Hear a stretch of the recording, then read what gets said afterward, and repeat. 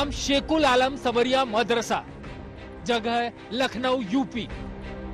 हम मौजूद है इस मदरसे में जहां पर आप देखेंगे जिस तरीके से मदरसे की तालीम चल रही है।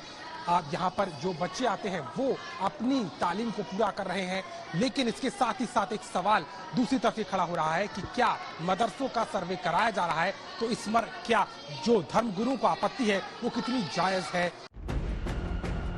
मदरसे में हम पहुंचे तो कई छात्र पढ़ाई कर रहे थे। यहीं पर हमारी मुलाकात मौलाना इश्तियाक अहमद कादरी से हुई।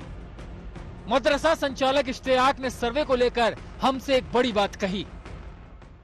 ने अगर मुनासिब नीयत के लिए है, सही नीयत के साथ में है तो वेलकम है, क्योंकि मदारिस पहले से ही बहुत सी परेशानियों के अंदर घिरे हुए हैं।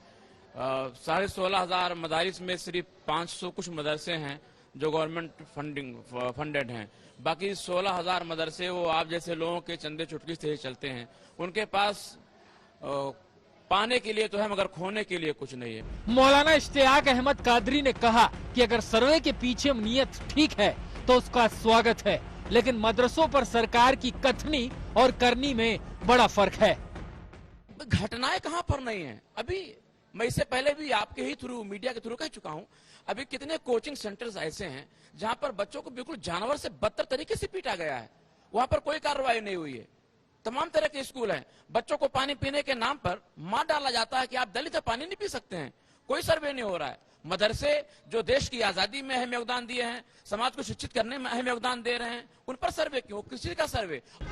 मतलब ये कि अगर सर्वे के पीछे नीति और नीयत ठीक है तो कोई बात नहीं है, अगर सर्वे के पीछे मंशा गलत है तो ये ठीक नहीं है। हमने मदरसे में पढ़ने वाले छात्रों से बात की, सुनिए उनका क्या कहना है। यहाँ 4 साल से पढ़ रहा हूँ। यहाँ की तालीम से आप खुश हैं? जो आपको बताया जाता है? जी बिल्कुल खुश है। यहाँ हमारे वहाँ सिर्फ इस्लामी तालीम नहीं बल्कि दुनियावी भी जिस चीज की जरूरत इस दौर में है वो तालीम दी जा रही है। नाम दारुल अरशाद मदरसा, जगह बाराबंकी यूपी।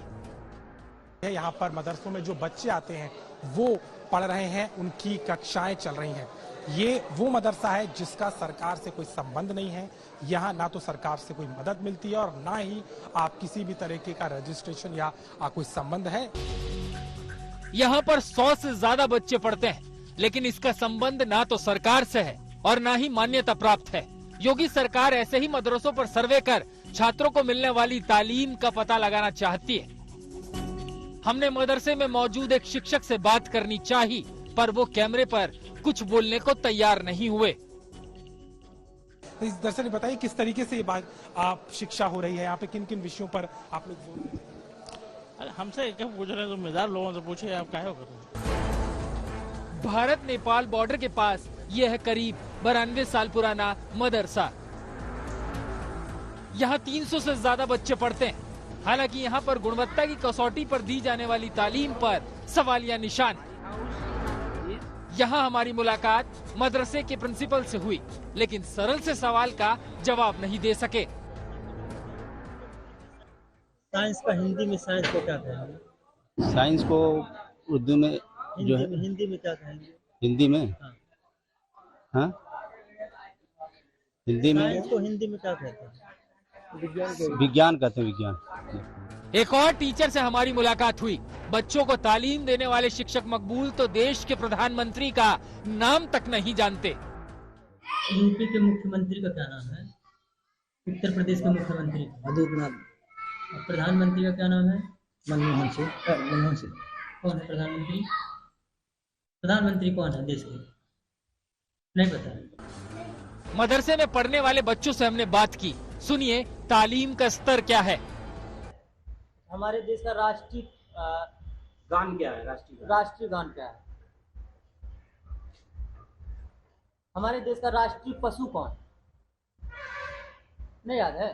क्या पढ़ाया जाता है आपके स्कूल में? अच्छी बात यह है कि छात्रा को गणित का पहाड़ा याद है। 6 का पहाड़ा सुनाओ। 6 12 6 18 6 24 6 32 6 36 6 42 6 48। स्कूल में ये बताया जाता है बेटा देश के प्रधानमंत्री का क्या नाम है? लेकिन देश के प्रधानमंत्री और सूबे के मुख्यमंत्री का नाम नहीं पता है। हालांकि किसी 1 या 2 मदरसों में दी जाने वाली तालीम की गुणवत्ता के आधार पर सभी का आकलन करना मुश्किल है। अच्छा तो यही होगा कि सभी मदरसों में ऐसे शिक्षक भर्ती हो जो बच्चों की प्रतिभा को निखारे और उन्हें अच्छी से अच्छी तालीम दे सके। आज तक ब्यूरो।